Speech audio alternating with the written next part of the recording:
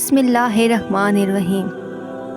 جناب سیدہ سلام اللہ علیہ نے خطبے کے دوسرے حصے میں اپنے بابا پیغمبر اسلام حضرت محمد مصطفیٰ صلی اللہ علیہ وآلہ وسلم کی عظمت اور خصوصیات کو بیان کرتے ہوئے فرمایا، میں گواہی دیتی ہوں کہ میرے والد محمد مصطفیٰ صلی اللہ علیہ وآلہ وسلم خدا کے بندے اور اس کے رسول ہیں۔ ان کو بھیجنے سے پہلے ان کو منتخب کیا، ان کو خلق کرنے سے پہلے یہ منصب عطا کیا گیا اور بعثت سے پہلے ان کا انتخاب کیا گیا، جب لوگ علم غیب میں مخفی تھے اور عدم کے ہولناک پردوں میں تھے اور عدم کی آخری سرحدوں سے متصل تھے۔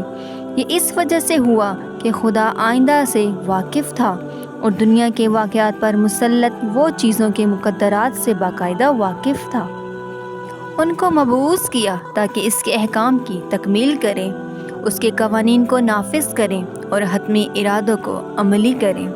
جب وہ مبعوث ہوئے تو انہوں نے دیکھا کہ لوگوں نے مختلف مذاہب اختیار کر رکھے ہیں۔ کچھ لوگ آگ کا طواف کر رہے ہیں، کچھ لوگ بتوں کے سامنے جھکے ہوئے ہیں۔ انہوں نے دل سے خدا کو پہچان لیا ہے مگر پھر بھی اس کا انکار کرتے ہیں۔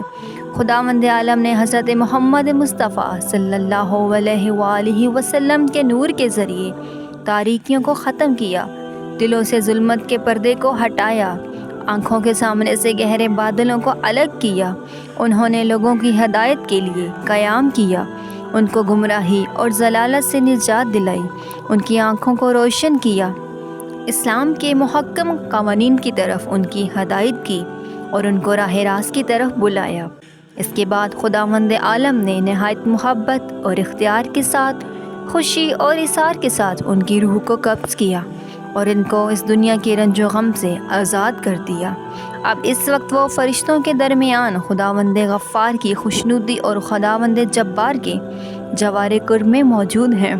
میرے والد پیغمبر اسلام صلی اللہ علیہ وآلہ وسلم وحی کے آمین تمام مخلوقات میں اس کے برگزیدہ ہیں۔ ان پر خدا کا سلام ہو، اس کی رحمتیں اور برکتیں ہوں۔ اللہم صلی اللہ محمد وآلہ محمد وعجل فرجہ۔